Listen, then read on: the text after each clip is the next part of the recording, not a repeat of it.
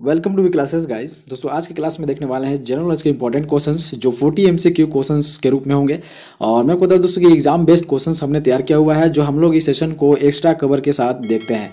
दोस्तों आप जैसे कि किसी भी एग्जाम्स की तैयारी करते हो तो ये सेशंस आपके लिए इंपॉर्टेंट रहने वाला है। तो ये दोस्तों पार्ट 4 है। इससे पहले हमने सारे पार्ट्स को कवर कर लिए है, तो आपने देखा नहीं है तो देख लेना, ठीक है।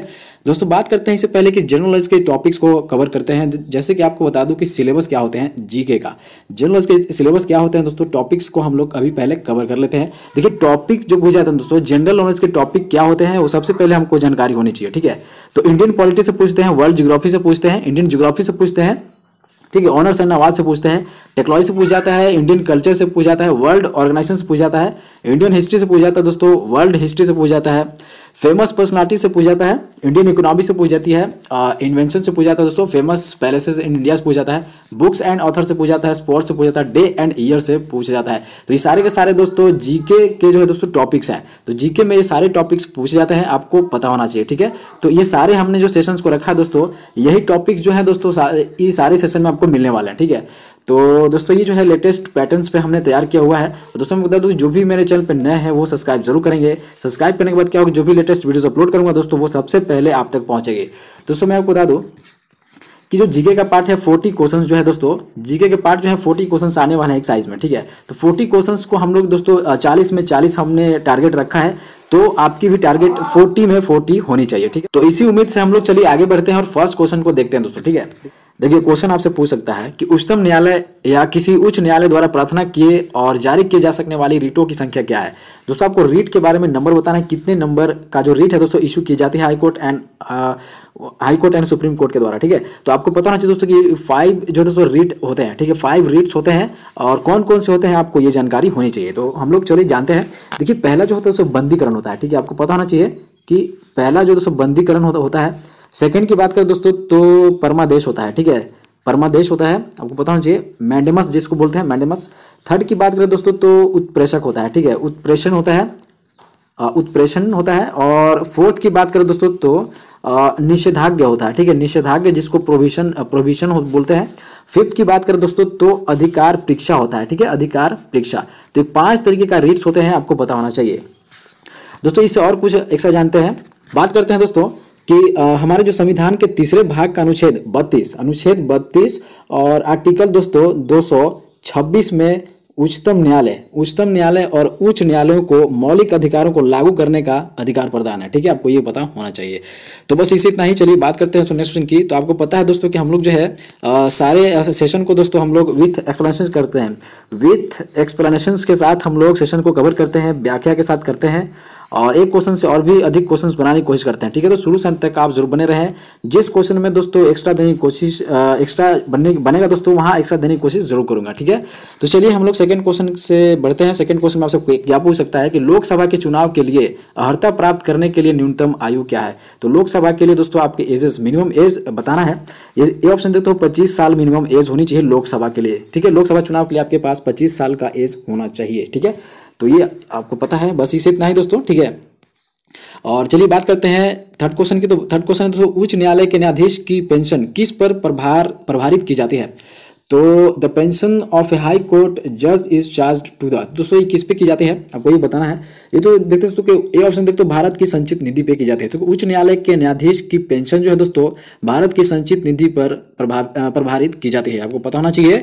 चलिए बात करते हैं फोर्थ क्वेश्चन की दोस्तों। तो प्रस्तावना में कहा गया है कि भारत में राज्य व्यक्ति की गरिमा को सुनिश्चित करेगा, संविधान गारंटी देकर इस उद्देश्य को प्राप्त करना चाहता है। तो कौन सा उद्देश्य है दोस्तों, तो ये फोर्थ कॉपी ए ऑप्शन देखते हो प्रत्येक नागरिक को समान मौलिक अधिकार, ये दोस्तों ये गारंटी देती है, ठीक है।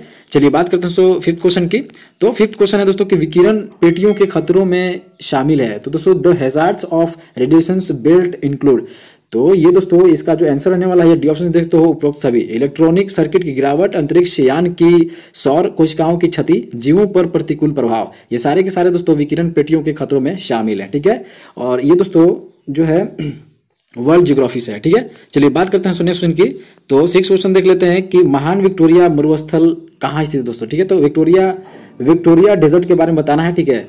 तो ये जो ऑप्शन रहने वाला है सी ऑप्शन ऑस्ट्रेलिया में है, सबको पता है कि ऑस्ट्रेलिया में C option will be right answer of question. ठीक है, चलिए बात करते हैं नेक्स्ट क्वेश्चन की। ठीक है, नेक्स्ट क्वेश्चन देखते हैं, 7 क्वेश्चन देख लेते हैं दोस्तों। मैं बता दूं कि ऐसे क्वेश्चन जो है सेम पैटर्न्स में तो आपके एग्जाम्स में पूछने वाले हैं।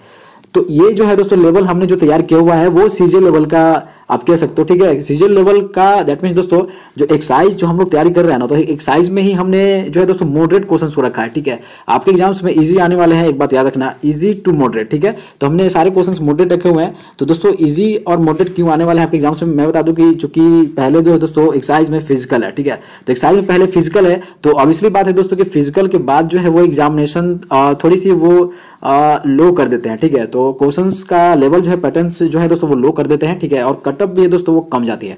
तो आपको पहले फिजिकल पे ध्यान देनी चाहिए, और कोई बड़ी बात नहीं है, आप जो स्टडी कर ही रहे हो तो कंटिन्यू बने रहो मेरे साथ। ठीक है, तो चलिए बात करते हैं क्वेश्चन पे आते हैं। बात करते हैं 7 क्वेश्चन की। भारत का प्रमुख तांबा निक्षेप निम्नलिखित में से किस स्थान पर है दोस्तों? The principal copper deposit of India lie in which of the following places. ठीक है, तो ये आपको पता होना चाहिए दोस्तों कि आप ये 7 का ए ऑप्शन देखते हो, बिहार का हजारीबाग और सिंहभूम। तो ये बिहार नहीं होगा दोस्तों, ये झारखंड होगा। ठीक है, तो ये झारखंड का दोस्तों हजारीबाग और सिंहभूम में दोस्तों कॉपर की जो है प्रमुख तांबा निक्षेपण दोस्तों यहाँ पे इस स्थान पे मिलती है। ठीक है, इसको कुछ और एक सजाने की कोशिश करते हैं। देखिए सबसे ज्यादा जो है दोस्तों कॉपर बेल्ट जो है दोस्तों इंडिया में सिंहभूम और हजारीबाग में मिलती है, ये सबसे पहले आपको पता होनी चाहिए। ठीक है, और देखिए जो है माइनिंग सेंटर की बात करें ना, माइनिंग सेंटर और कुछ जान लेते हैं, आप केयरफुली इस सेशन को सुनो। देखिए माइनिंग सेंटर की बात करें तो मोसाबानी, ठीक है, मोसाबानी, घाटशिला, थोबानी एंड धाबिया, ये सिंहभूम के क्षेत्र हैं दोस्तों। ठीक है, सिंहभूम के जो 3 क्षेत्र हैं, मोसाबानी है, घाटशिला है दोस्तों। ठीक है, घाटशिला है और थाबानी है। ठीक है, थाबानी है, ये जो है दोस्तों सिंहभूम के सारे क्षेत्र हैं जहाँ पे कॉपर की प्रचुर मात्रा में दोस्तों ये निक्षेपण होता है। ठीक है, और भी क्षेत्र हैं दोस्तों, और भी एरियाज हैं, जैसे कि राजस्थान है। ठीक है, हजारीबाग है, राजस्थान है। राजस्थान का दोस्तों आपको बता दूं कि खेतरी है और दरीबा है। ठीक है, खेतरी है, दरीबा है। ठीक है, और डाबिया है। तो यहाँ पे दोस्तों राजस्थान में ये सेंटर्स हैं इस एरिया में। ठीक है, और बात करते हैं दोस्तों कि अग्नि है ना, अग्नि कुंडाला, ये आंध्र प्रदेश में है दोस्तों। ठीक, आंध्र प्रदेश में दोस्तों अग्नि कुंडाला में निक्षेपण है।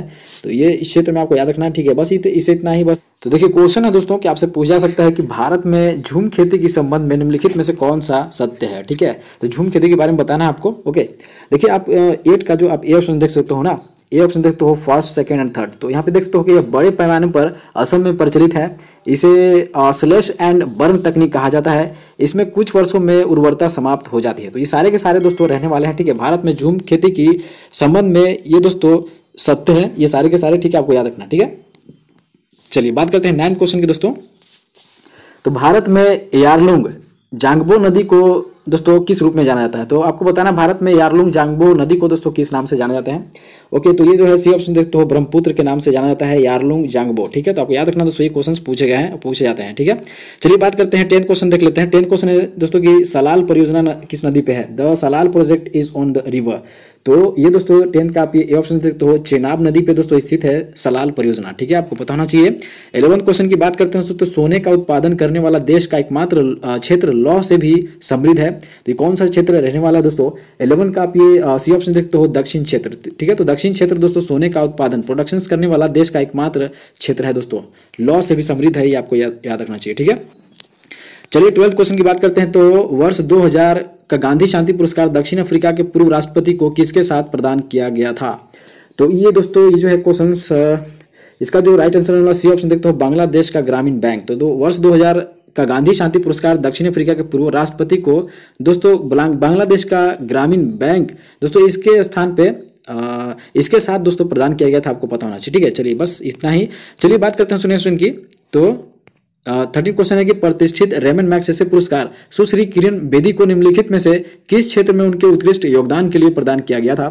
तो उनका जो क्षेत्र था दोस्तों सरकारी सेवा। ठीक है, तो गवर्नमेंट सर्विस के लिए दोस्तों उनको जो है ये उत्कृष्ट योगदान दिया गया था, आपको पता होना चाहिए। ठीक है, चलिए बस, और इससे तो बस इतना ही दोस्तों। ठीक है, बात करते हैं दोस्तों नेक्स्ट क्वेश्चन की। तो 14 क्वेश्चन देख लेते हैं कि ओएस कंप्यूटर के संक्षिप्त का नाम बताइए। देखिए इसमें ओएस का आपका फुल फॉर्म बताना है। ठीक है, ओएस का फुल फॉर्म बताना है, ये सबको पता होना चाहिए दोस्तों, ठीक है।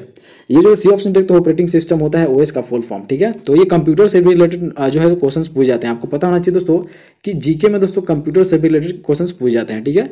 चलिए तो बात करते हैं नेक्स्ट क्वेश्चन की दोस्तों, ठीक है। बात करते हैं 15 क्वेश्चन की। तो पहला ट्रांसटैलेंटिक रेडियो प्रसारण किस दशक में होता है दोस्तों, तो ये आपको पता होना चाहिए कि 1900 में हुआ था, ठीक है। 1900 में किसके द्वारा दोस्तों, ये भी पता होना चाहिए किसके द्वारा। तो याद रखना चाहिए गुगली लामो मार्कोनी द्वारा, ठीक है। गुगली लामो पूरा नाम है इसका, इनका गुगली लामो मार्कोनी, ठीक है, आपको याद रखना है, ठीक है। चलिए बात करते हैं 16 क्वेश्चन देख लेते हैं। तो भारत के शास्त्रीय नृत्यों का मुख्य स्रोत नाट्य शास्त्र किसके द्वारा लिखा गया है, नाट्य शास्त्र के बारे में बताना किसके द्वारा लिखी गई है। तो ये जो रहने वाला बी ऑप्शन देखते हो भरत मुनि के द्वारा दोस्तों नाट्य शास्त्र लिखी गई है, आप सबको पता हो दोस्तों। तो ये बात करते हैं दोस्तों कि 17 क्वेश्चन का। तो डांडिया किसका लोकप्रिय नृत्य है, तो ये पता हो दोस्तों कि गुजरात का है, ठीक है। गुजरात का जो है दोस्तों लोकप्रिय नृत्य है डांडिया, ठीक है। चलिए बात करते हैं 18 क्वेश्चन की। तो 18 क्वेश्चन है दोस्तों कि सार्क कार्यक्रम के कार्यान्वयन के समन्वय के लिए स्थायी सचिवालय स्थित है।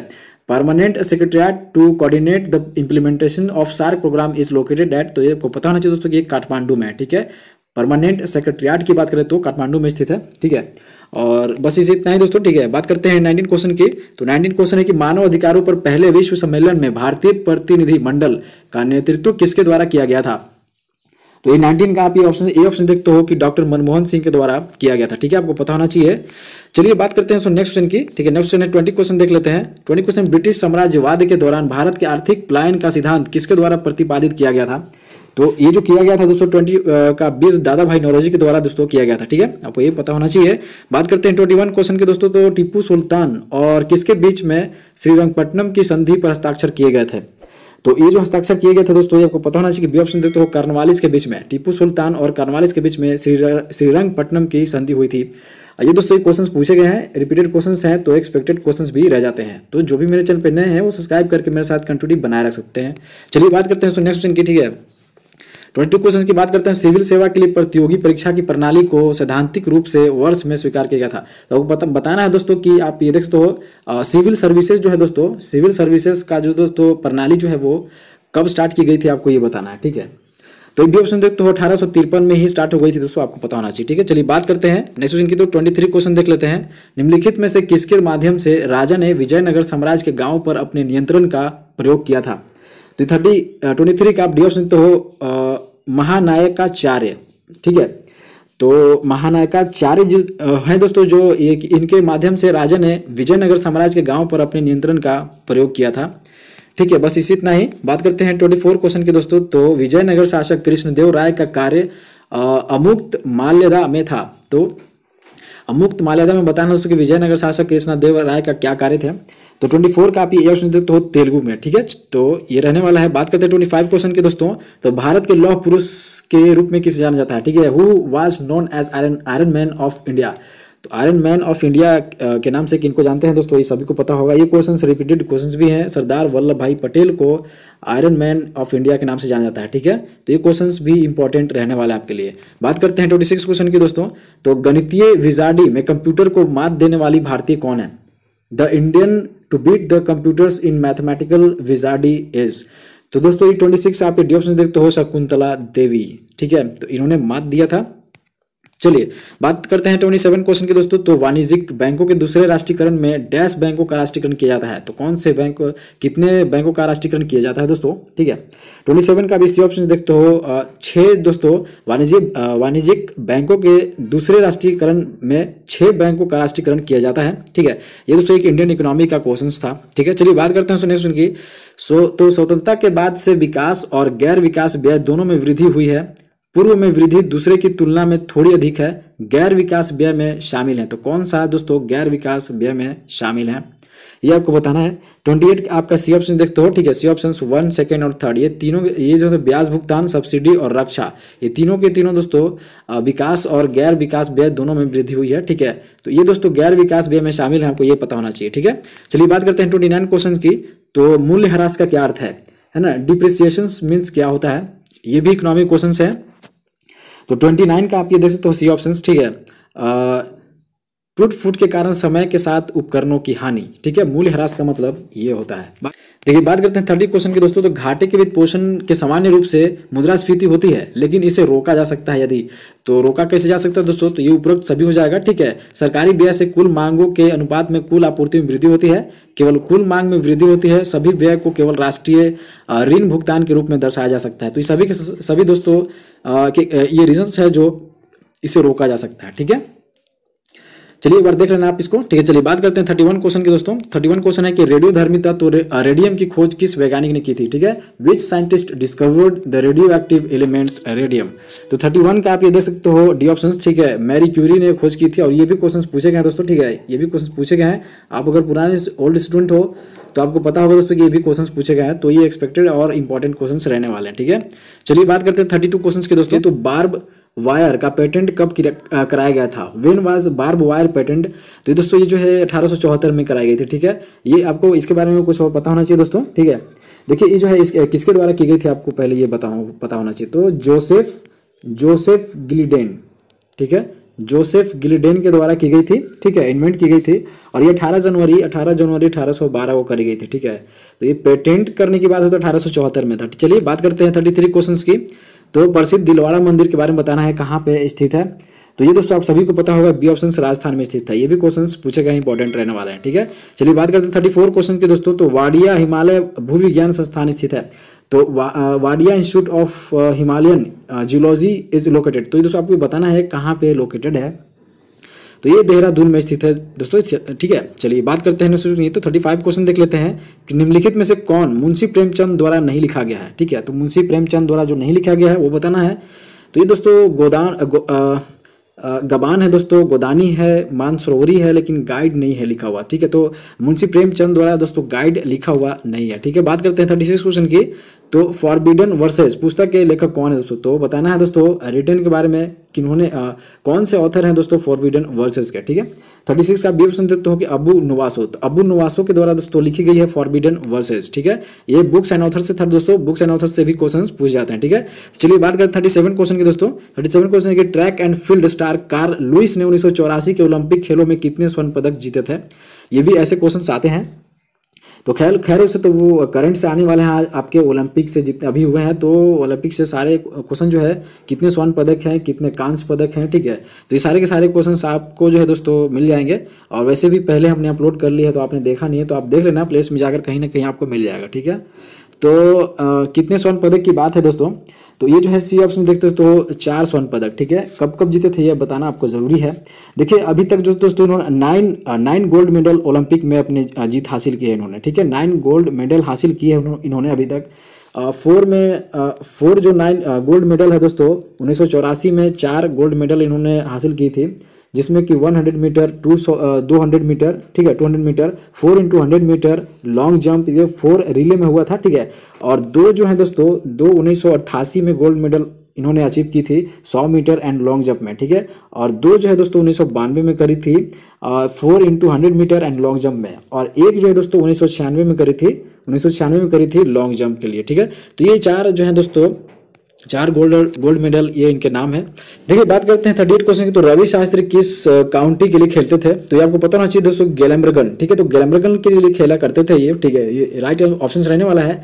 कुछ और इसे जान लेते हैं। देखिए रवि शास्त्री ने एक बार प्रथम श्रेणी के मैच में, ठीक है, फर्स्ट कैटेगरी के मैच में दोस्तों इन्होंने स्पिनर तिलक राज एक था, तो तिलक राज के एक ओवर में 6 छक्के मारे थे, ठीक है। तिलक राज स्पिनर है, तो इनके ओवर में दोस्तों 6 बॉल में 6 छक्के इन्होंने लगाए थे, ठीक है। तो ये इनकी खासियत और अचीवमेंट है। चलिए बात करते हैं 39 क्वेश्चन की दोस्तों। तो 15 जनवरी को मनाया जाता है दोस्तों, 15 जनवरी को क्या मनाया जाता है? तो ये आपको सबको पता होना चाहिए दोस्तों कि ये जो है सेना दिवस, ठीक है। तो आर्मी डे सेलिब्रेट की जाती है 15 जनवरी को, ठीक है। तो ये इंपॉर्टेंट रहने वाला है। ओके चलिए बात करते हैं दोस्तों नेक्स्ट क्वेश्चन की। तो 40 क्वेश्चन देख लेते हैं। This is the last question of the session. दक्षिण अफ्रीका में महात्मा गांधी के आगमन की शताब्दी मनाई गई है। तो आपको बताना है दोस्तों कि दक्षिण अफ्रीका में महात्मा गांधी के आगमन की शताब्दी कब मनाई गई है। ये ऑप्शन देखते हो, कोई मई 1993 में मनाई गई है, ठीक है। तो ये सेशन जो है दोस्तों यहाँ पे एंड होता है। आई होप कि आपने सेशन को बहुत इंजॉय किया होगा, यहाँ से बहुत कुछ गेन करने की कोशिश करी होगी। तो जो भी मेरे चैनल पर नए हैं दोस्तों वो सब्सक्राइब जरूर करेंगे, ताकि जो भी लेटेस्ट वीडियोस अपलोड करूंगा वो सबसे पहले आप तक पहुंचेगी और फायदा आपको मिलेगा दोस्तों। इसी तरीके टॉपिक वाइज जो है दोस्तों सारे जेएसएससी के सिलेबस को टॉपिक वाइज कवर की जाती है और यहाँ पे फुल प्रैक्टिस की जाती है दोस्तों। जेएसएससी के कोई भी एग्जाम्स होती है तो उसके लिए यहाँ पे दोस्तों फुल प्रैक्टिस की जाती है एग्जाम बेस्ड क्वेश्चंस के साथ, ठीक है। तो आप नए हो तो सब्सक्राइब करके मेरे साथ कंटिन्यू बनाए रख सकते हैं। तो चलिए मिलते हैं नेक्स्ट वीडियोज में, तब तक के लिए धन्यवाद।